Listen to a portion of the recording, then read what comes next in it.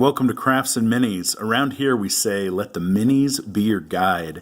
I wanted to share something with you today that I'm going to share hopefully a lot more in different videos. I want to share some miniatures that I've put together as a group, and I let them tell me what the story is going to be for my different role-playing games, Dungeons & Dragons, the different encounters my group might have.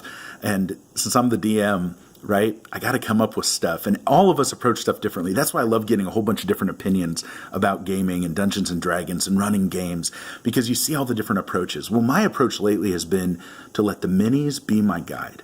Instead of coming up with some great encounter or some wild ideas for a campaign, I want to start with what I have, because I love the tabletop. I love minis. I, of course, use a little theater of the mind in my games, but I love representing what's going on in the tabletop, if I can, by miniatures and terrain and all that good stuff. And if you're going to do that, you're going to find a real challenge when you start coming up with some amazing encounters, but then you have to find minis to fit it. And that can work, and some people are amazing at doing that. I'm not, right? I'd rather start with what I have and go from there. And part of the fun when you're collecting miniatures is, yes, you can go grab something very specific that meets a very specific idea of what you might need in a game, or you can just go after what's cool, the rule of cool, and find miniatures that you like. That's what happened with this group. The 3 miniatures standing up that are a little more elevated, they all came in the same blister pack from Reaper Minis. And I think, even though these are metal, they're coming out in the Bones material with Bones 4, I believe. And then this miniature also, it came in its own blister pack, but she is awesome. She fits in really well with this group. Now, I think all those 4 were designed by Reaper to pretty much go together, to be very similar. But then I added this Bones material pirate to the mix, and I gave him a big satchel. And he turned out really nice. Sorry about the focus there. And he works out really good as a member of this crew. And I also got this miniature that I've had for a long time from DGS Games that make the game Free Blades. They're a local company to me in the Kansas City area, which is awesome. And when I started collecting all these, I didn't know at first they were all going to go together. But I started thinking, okay, I want those 3 that are elevated to be together. And then I got that 4th, and she looked great with that group from Reaper. And then I started thinking, okay, now a story's coming together. And the story that started to develop was, these all look like a band that belong together. But they're not maybe like that polished of a group anymore. And what started coming about was giving them a similar paint scheme, right? With that olive color and with that maroon color. And then giving him purple pants, which he just stands out a little bit now. He gets the purple pants.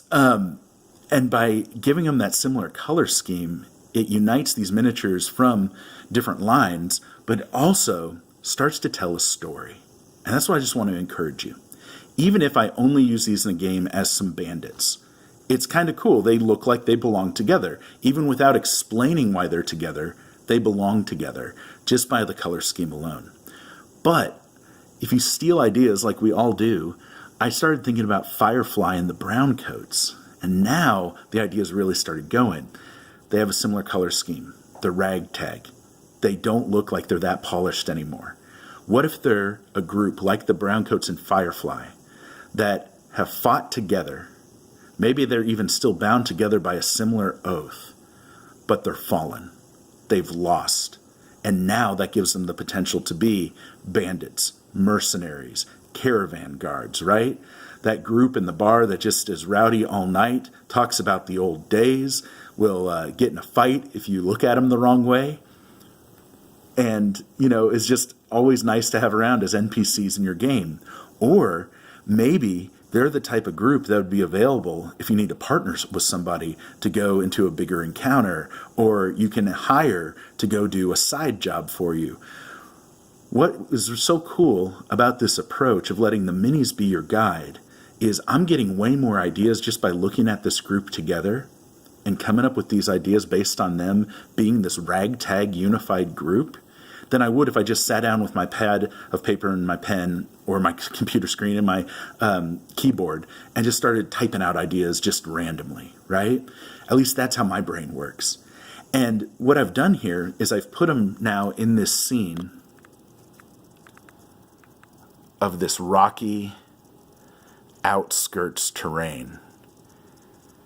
Because what started to develop is, okay, if these are kind of a ragtag group that's united together still, even though they've fallen, they're not going to be in town all the time. They're going to need a place to escape. So this is maybe the entrance to their cave where they escape to. And it becomes a little base of operations for them. But maybe they're like a queen's guard, and their queen has either fallen or been captured or cursed. And they now have to work up the courage to somehow figure out how to break that curse or to rescue the queen. But maybe they just feel so defeated because they're just one of many, many different crowns that have fallen to your big bad in your campaign.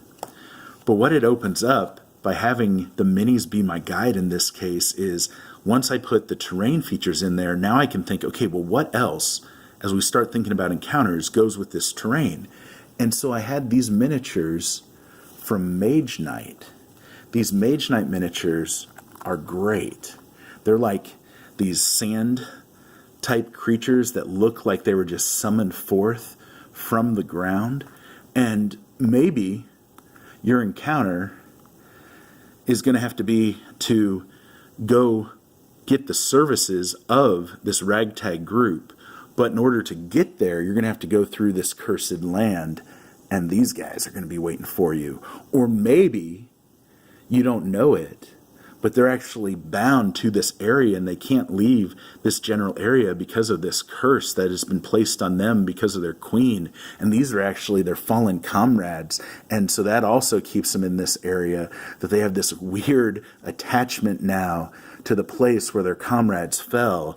And the curse is that if they try to leave, then that's going to be their fate as well. Or if they fall now in battle, that's going to be their fate because they're cursed.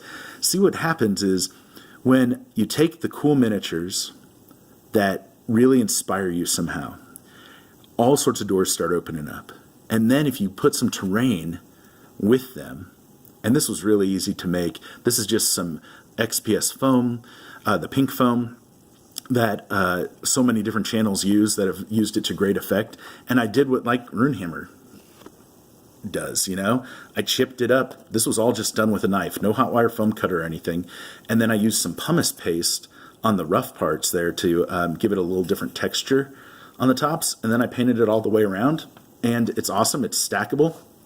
I made a little cave thing that I can put anywhere. And now I can come up with a whole bunch of different scenes in this wasteland on the outskirts of civilization for this group to retreat into. Or maybe, right, they know about this area. This is where they lost this decisive battle. They know that their queen has been cursed, and they need you to help them fight these creatures and go down into the caves and see the artifact that is a symbol of their oath to their queen that binds them, or to find the bodies of their fallen comrades and to give them a proper burial and send off, or right, to find even what's going to be key in your campaign to be able to rescue the queen somehow, right? Like whether it be some magical artifact, or whether it be some clue that you need to be able to find the secret entrance to where she's being kept, or whatever, right?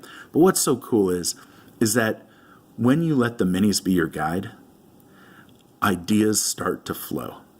And I have so many groups of miniatures like this that I'm so excited to share about. Some I'm still getting together, right?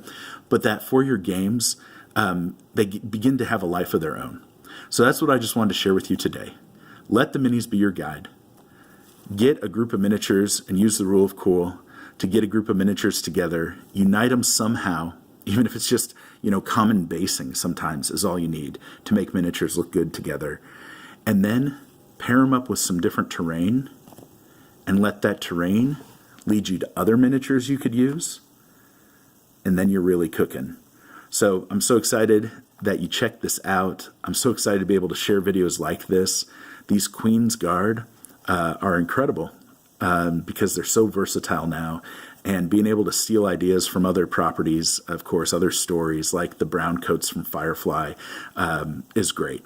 So this week, I want you to look at the miniatures you have, see what inspires you, see if you can come up with an encounter just using what you already have. Let that be your challenge, and go get after your hobby.